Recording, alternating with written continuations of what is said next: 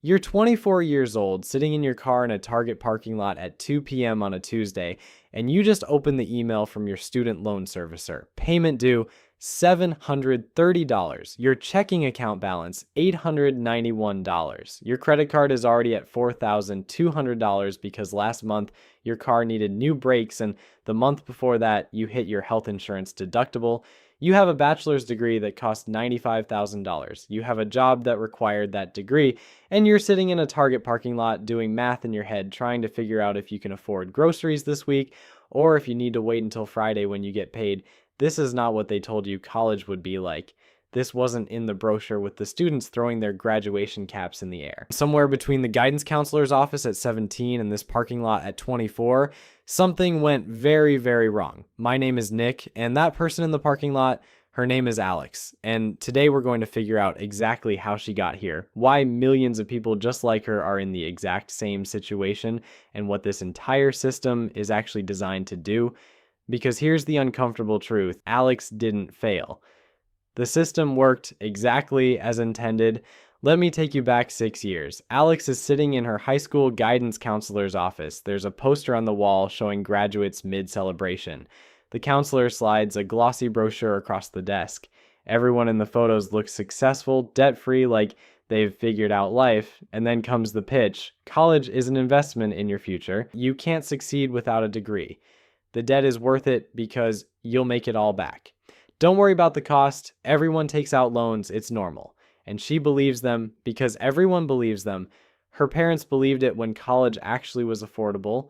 Her teachers believed it because questioning it would mean their own degrees were mistakes. Society spent her entire childhood drilling this message in until questioning it felt like questioning gravity. So she signs the papers, she takes out the loans, she picks a major that sounds practical, marketing, and 4 years later she's got the degree. And now she's in that parking lot trying to figure out how to buy groceries. Here's the receipt. For a public university in your home state, the average total cost of attendance is now $112,000 for 4 years out of state. You're looking at $185,000. Private university, $230,000. Let me put that in perspective. $230,000 is a nice house in the Midwest.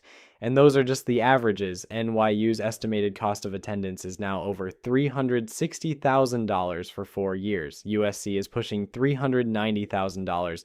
You are paying Lamborghini prices for a Zoom call, and those are the averages. NYU, $379,000 for 4 years. USC, $400,000. Harvard, $347,000. University of Michigan, out of state, $341,000. You're paying luxury prices for lectures you could watch free on YouTube. The average graduate who borrows leaves school with nearly $30,000 in debt. But that's just the average. Over 3 million Americans owe more than $100,000.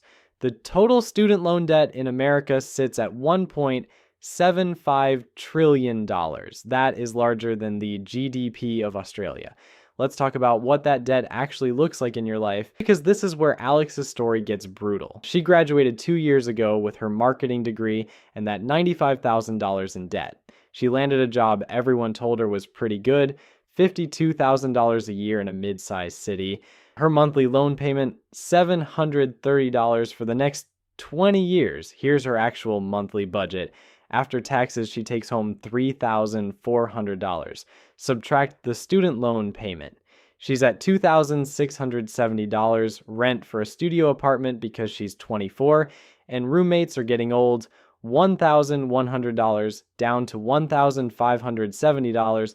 Car payment, insurance, gas to get to work, $450 down to $1,120.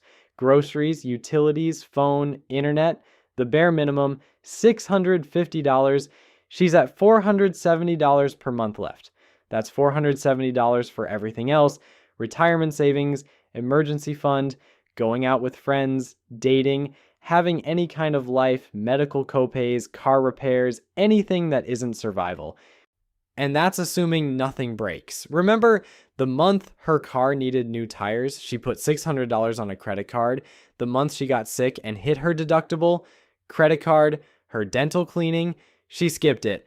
Her friend's wedding in another state, she said she couldn't get time off work. The truth is, she couldn't afford the flight. She's 24 years old, she did everything right, she has a degree and a job, and she's slowly drowning while everyone around her pretends this is normal. This is what they sold her. This is the dream. Let me show you what her life looks like over time because nobody talks about the long game. At 25, Alex is making those payments and living in that studio. At 28, her friends who became electricians or did coding boot camps or buying houses, she's still renting because she can't save for a down payment. At 31, they're getting married and having kids. She's still trying to figure out if she can afford to date seriously. At 35, they've got college funds started for their kids. She's still making payments on her own degree. At 43, she'll finally pay off her loans. She'll have spent 21 years, half her adult life, paying for 4 years of education. That's not an investment, that's an anchor, and here's where it gets worse. If you graduate with $80,000 in loans, which is completely common, your monthly payment is $909 for 10 years. Over the life of that loan, you pay back $109,000. You just paid $29,000 in interest alone. At $150,000 in debt, which happens if you went to grad school or a private university, the payment is $1,704 per month. On a $52,000 salary like Alex's, that's 50% of take-home income. Half your paycheck on debt you took on as a teenager. But let's zoom out because the individual debt is brutal, but it's not even the most devastating part. The truly soul-crushing thing is that costs have exploded while what you get for those costs has completely stagnated. This is where the math falls apart. Since 1980, college costs increased 155% in real terms, almost double everything else in the economy. In 1980, you could pay for a year at a public university working minimum wage over the summer. That same year now requires working full-time at $20 per hour for the entire year. The game changed, the advice didn't. Now let's talk about what you actually get for that money, because this is where the sales pitch crumbles. The big promise: college graduates earn 75% more over their lifetime.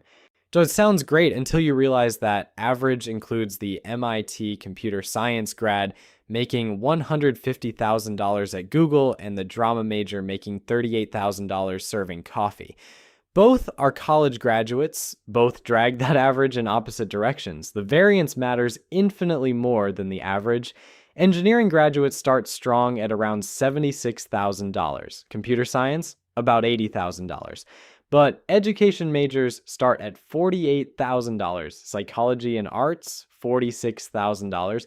Alex, with her marketing degree, the average starting salary is $54,000. She borrowed 6 figures to make what a manager at Panda Express makes. No offense to the manager, they actually have better orange chicken. But here's the statistic that should be on every college website, but obviously isn't. 28% of bachelor's degree programs deliver negative return on investment. 1 in 3 leave students financially worse off than if they'd started working at 18. 3 out of 10 students are enrolling in programs that will make them poorer. This isn't a bug, this is the system working exactly as designed to transfer wealth from students to institutions, and the variation is wild. A drama degree from USC, negative $540,000 lifetime ROI. You pay $500,000 to be worse off. A computer engineering degree from Princeton, positive $7 million. The spread is $7.5 million. That's generational wealth versus generational poverty, and you're making that choice at 17. But wait, there's more. 52% of college graduates are underemployed 1 year after graduation. They're working jobs that don't require their degree. Baristas with bachelor's degrees, retail workers with $60,000 in debt. 10 years later, and 45% are still underemployed. Of those who start underemployed, 73% never escape. Only 30% of 2025 graduates got full-time employment in their field. Criminal justice majors, 67% underemployment. Performing arts, 62%. These people did everything society told them to do, and the system shrugged. So let's talk about what Alex could have done instead, because this is the part that should haunt you. College doesn't just cost tuition, it costs 4 years of earning money. An 18-year-old working full-time makes $30,000 a year. over 4 years, $120,000 in lost wages. Add the $95,000 Alex borrowed, and the real cost is $215,000. If she'd invested that in an index fund at 18, it would be worth $1.7 million by age 40. She's not just spending money, she's spending decades of compounding growth. If she traded potential millionaire status for a piece of paper and a payment plan, and those loan payments erase any advantage. On her $52,000 salary, Alex's $730 payment is 26% of take-home. At $80,000 in loans, 31%. At $150,000 in loans, 50%. The entire wage premium gets eaten by servicing the debt. You're running on a treadmill that's tilted backwards. Now let's talk about why this happened, because understanding the system explains why it won't fix itself. 3 things broke higher education: administrative bloat, the amenities arms race, and federal student loans working exactly as designed. First, administrative bloat. Between 1993 and 2007, universities increased administrators by 39%.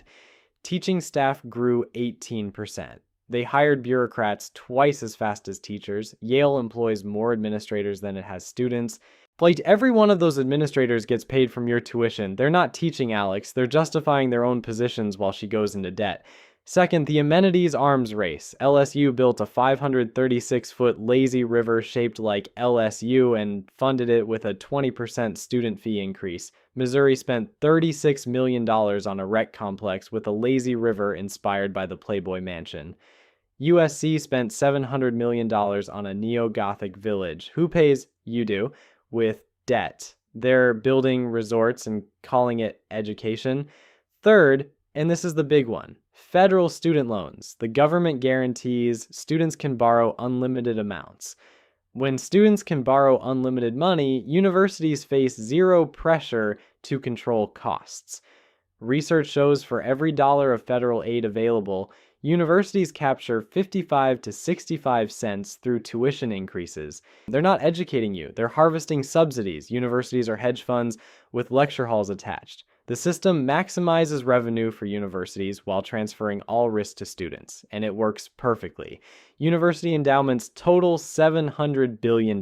Harvard's endowment alone, $56.9 billion. They could fund free tuition from investment returns. Instead, they charge $86,926 per year, more than median household income, because they can. Because the government guarantees your loans, because you'll sign. So what were Alex's alternatives? What could she have done instead of that $95,000 degree? Trade schools cost between $5,000 and $16,000 total. Electricians earn a median salary of $61,000, but master electricians easily clear $100,000. Elevator mechanics, their median pay is $102,000. And the best part, and they start earning at age 20, not 22. Or apprenticeships, you get paid to learn. Apprentices start at $18 per hour and finish at $32 per hour. Post-completion salaries, $70,000 to $77,000. Lifetime earnings premium, $300,000 over non-apprentices with zero debt. Only 0.3% of Americans do this versus 5 times that in Germany. We built a system that funnels everyone to college and treats alternatives like failure. Coding boot camps cost around $13,500. Graduates typically start around $65,000 to $70,000. It's not the instant 6 figures promised in 2021 anymore, but it's still a solid entry point for a fraction of the time. Even certifications offer crazy ROI if you hustle. Google career certificates cost $300. An AWS Solutions Architect certification can lead to salaries of $130,000 once you have experience. Even entry-level IT support roles start at $50,000 with zero college debt.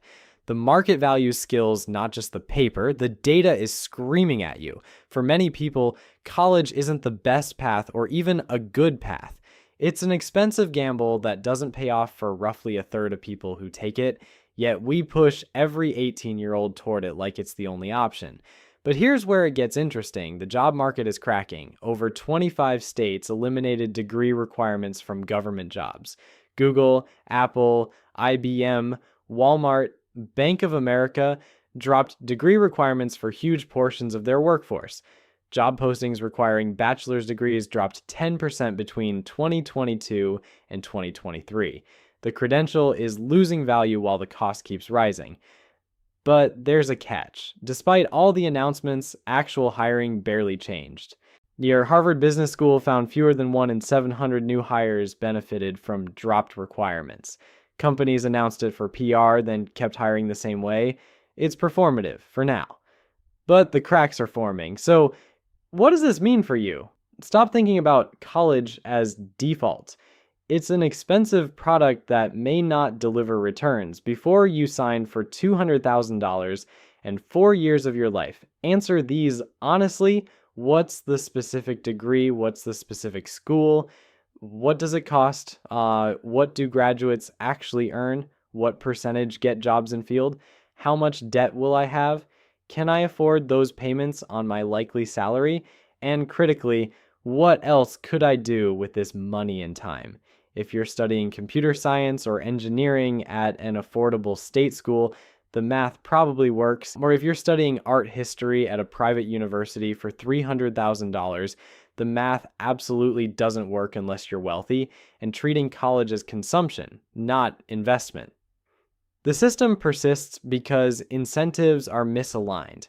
Universities profit regardless of outcomes. Government guarantees unlimited borrowing. Employers use degrees as cheap filters. Students keep signing because they've been told since kindergarten they have no choice. That is college or failure. That questioning the system means you're not smart enough for it, but you have a choice. You can look at actual numbers instead of marketing. You can weigh cost against likely returns. You can consider alternatives that might leave you better off, and you can refuse to participate in a system designed to extract wealth while leaving you with decades of debt. Because here's what nobody wants to say, but I will. For probably 30 to 40% of people currently in college, they'd be better off leaving right now. Not finishing, leaving. The degree won't pay for itself. The debt will anchor them for decades. The opportunity cost is enormous, but they'll stay because admitting a mistake is harder than continuing to make it. College isn't a scam for everyone, but it absolutely is for millions who were told it was their only path and are now spending their prime earning years on payments for degrees that didn't deliver. The question isn't whether college can be valuable. It's whether the specific program at the specific price for your specific situation beats the alternatives. For a lot of people, it doesn't. So before you sign those loan documents, before you commit 4 years and 6 figures, before you believe the brochure with smiling students on perfect lawns, do the math. The real math, the brutal math, not the marketing math. Because 20 years from now, when Alex makes her final payment at 43, when she's finally free of debt from age 18, nobody from the university will call to check on her. Nobody will offer a refund because it didn't work. Nobody will apologize for selling a product that failed. They already got paid. Alex is still in that Target parking lot, checking her account balance, trying to figure out if she can afford groceries. She did everything right. She got the degree. She got the job. She's making the payments, and she's drowning anyway. The system worked exactly as intended. The only question is whether you're going to be next.